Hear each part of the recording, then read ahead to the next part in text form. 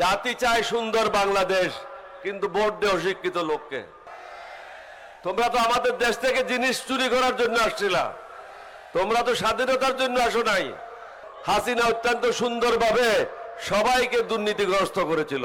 আমরা 11 দলীয় ঐক্য জোট কি চেয়েছিলাম? আমরা চেয়েছিলাম বৈষম্য মুক্ত বাংলাদেশ, দারিদ্র মুক্ত বাংলাদেশ, চাঁদাবাজ মুক্ত বাংলাদেশ, দুর্নীতিবাজ মুক্ত বাংলাদেশ, মানবতার বাংলাদেশ, নীতি নৈতিকতাপূর্ণ বাংলাদেশ। কিন্তু কিছু লোক আমাদেরকে আখ্যায়িত করেছে কারণ আমরা নামাজ পড়ি, আল্লাহ এবং আল্লাহ রসুলের নির্দেশিত পথে চলি, সুতরাং আমরা হলাম উগ্রবাদী এবং আমরা মৌলবাদী।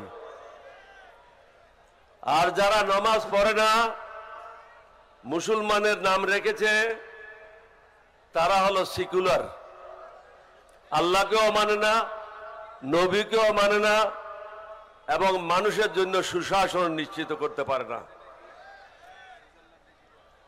অত্যন্ত সুকৌশলে 11 দলীয় ঐক্য জোটকে ক্ষমতা থেকে বের রেখেছে। রিজওয়ানা পরিষ্কার ভাষায় বলেছিল 168 বা 170 সিট নিয়ে 11 দলীয় ঐক্য জোটের সরকার গঠনের কথা ছিল। আমরা তাদেরকে ক্ষমতায় আসতে দিই নাই। আজকে যারা ক্ষমতা আছে তাদের ক্ষমতায় আসার কথা ছিল না। ফলে কি হয়েছে? সীমান্তে হত্যা চলছে। ক্যালকাটার এই সার শুভেন্দু যখন যা ইচ্ছা তাই বলে।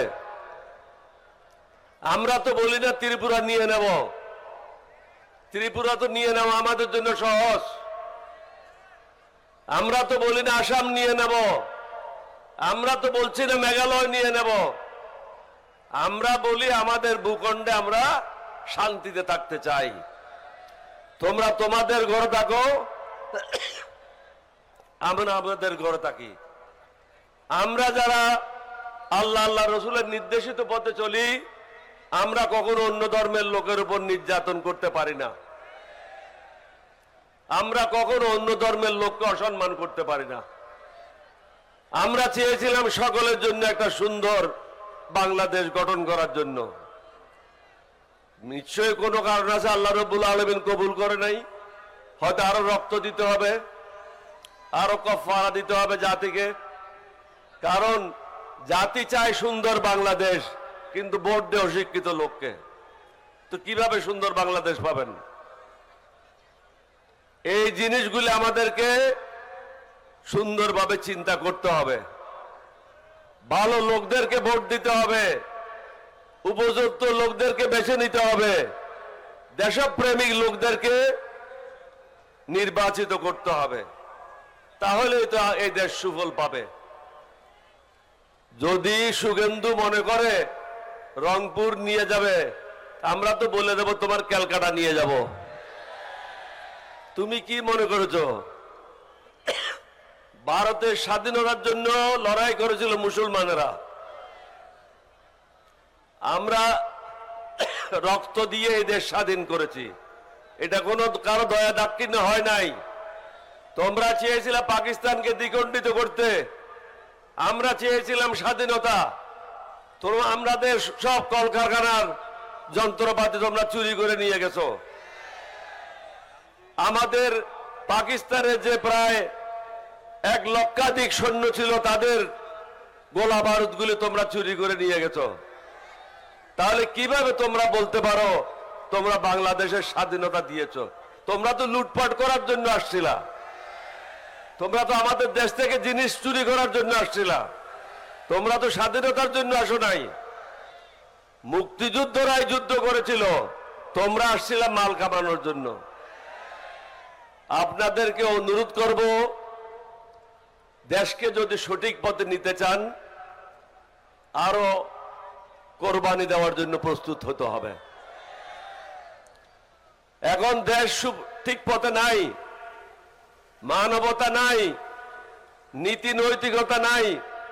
এটা একটা ভারত প্রতিবেশী দেশ হিসেবে অত্যন্ত সুপরিকল্পিতভাবে নীতি নৈতিকতা এবং সুশাসন ধ্বংস করে দিয়েছে।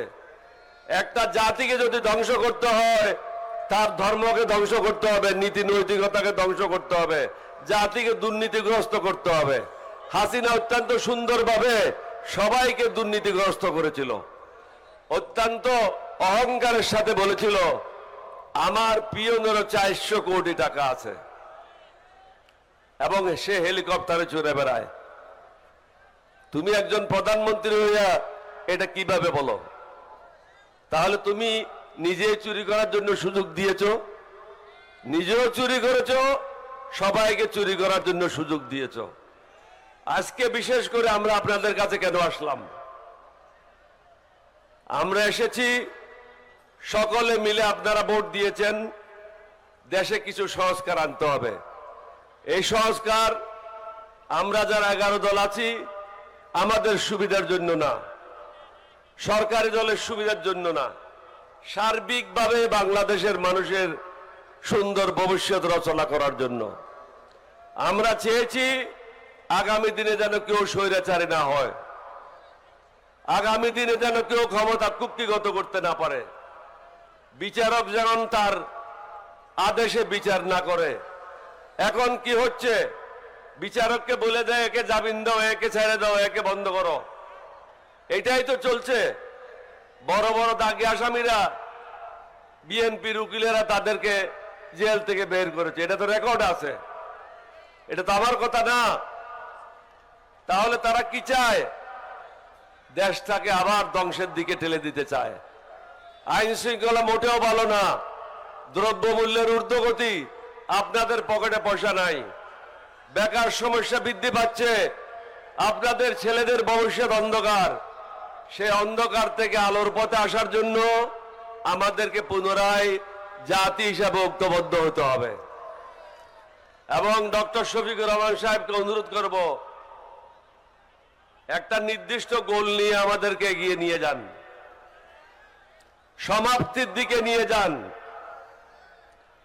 প্রথম রাউন্ড ঠিক আছে, গণসংযোগ করার প্রয়োজন, জনগণকে সম্পৃক্ততা করা প্রয়োজন, সেটা আমরা সফলভাবে করতে সক্ষম হয়েছি।